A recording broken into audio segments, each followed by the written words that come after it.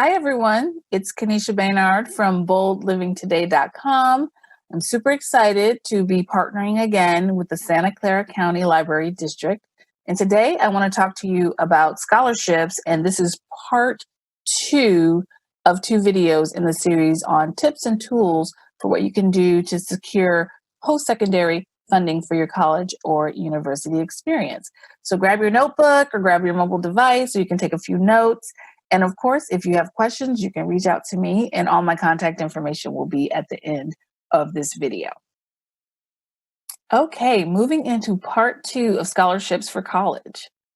Today, we're going to talk about recommendation letters, resumes, competitive scholarships, smaller awards for scholarships, grades and other accolades that you might have, and then of course, things to stay clear of and beware of in regards to scams that are scholarships or posed to be scholarships.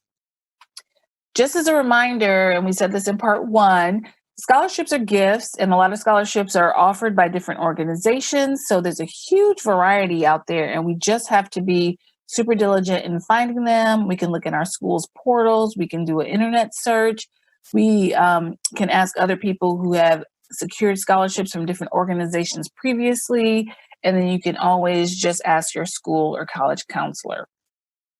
There are merit-based scholarships. These are really based on your academic performance or some type of academic or special interest or special talent or criteria that you may be eligible for. And going forward from the scholarship tips from the first video, we're just going to dive really deep into some of the additional pieces that can support you in securing funding.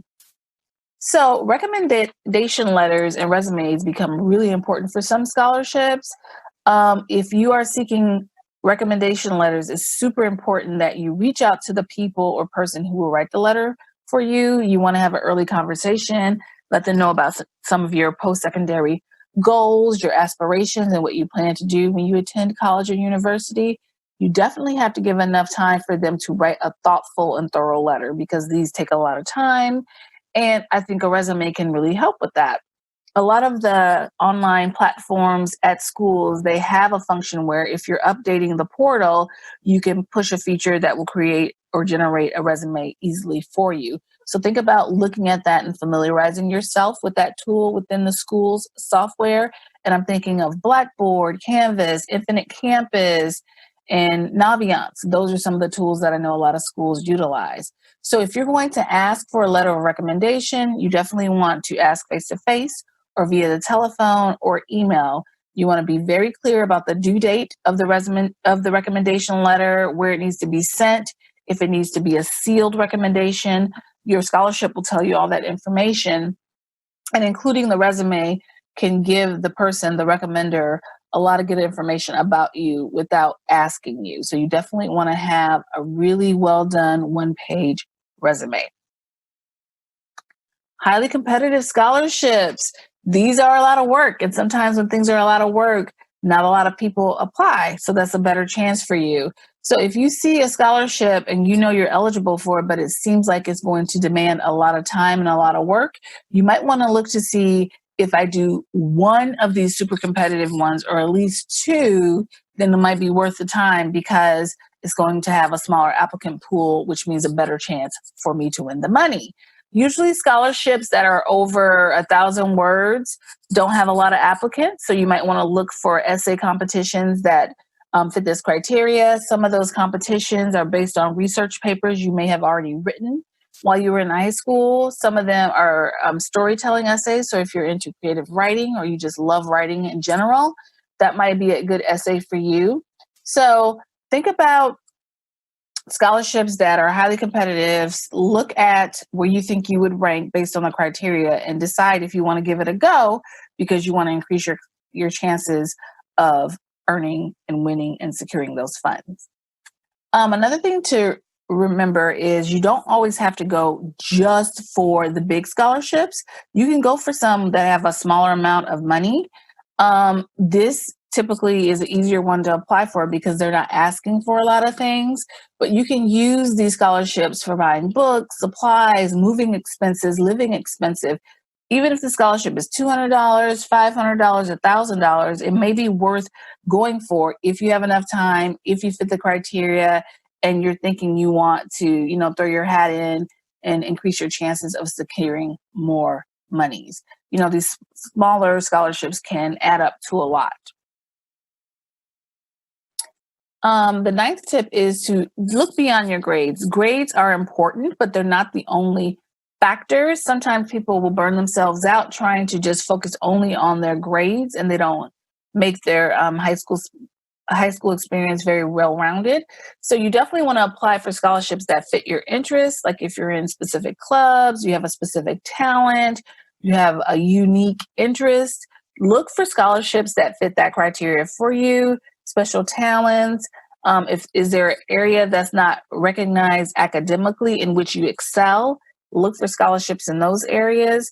The more personal a scholarship is to you and your interests, the more likely you are to submit it. So make sure you're looking for a variety of scholarships that are based on extracurriculars, academics, special interests, affinity groups, different organizations that your family might be a part of or that you've served with, community outreach scholarships, community service scholarships.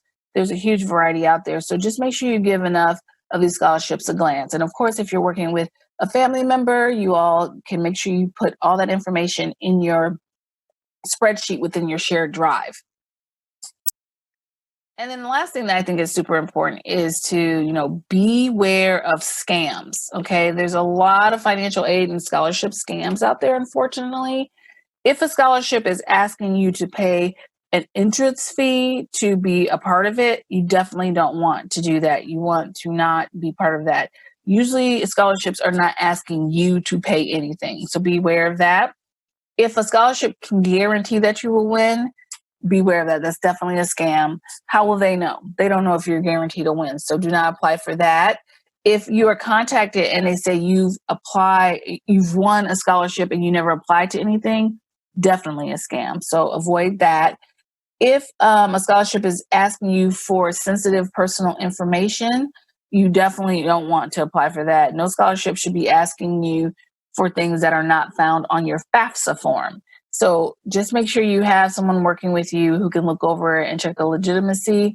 If you're looking at the scholarship, you should look at the contact information. If there's no contact information, no email address, no address, more than likely it's a scam. So you want to steer clear of that. That's a red flag. So just, look for scholarships that might be put out by your school and your academic services. Talk to your friends and families. If you know a recent college graduate or a recent college freshman and they did some scholarships, ask them what scholarships they applied for. A lot of the colleges and universities that you might be interested in going to, on their financial aid page, they would have a list of scholarships. So you can search for these scholarships in reputable sources, but ask for help early, get all your materials secured and organized, and then go get your funds. Thank you, everybody. If you have any questions or comments and are unsure about anything, reach out to me through boldlivingtoday.com. There is a contact form there, and you can say you looked at these scholarship videos and you had one specific question. I'll be happy to answer that. And you can also stay in touch via social media channels. And you can also check out the Inner Wellness tool for parents and teens that are designed to help you navigate the college prep and college application / scholarship experience. Good luck, everybody.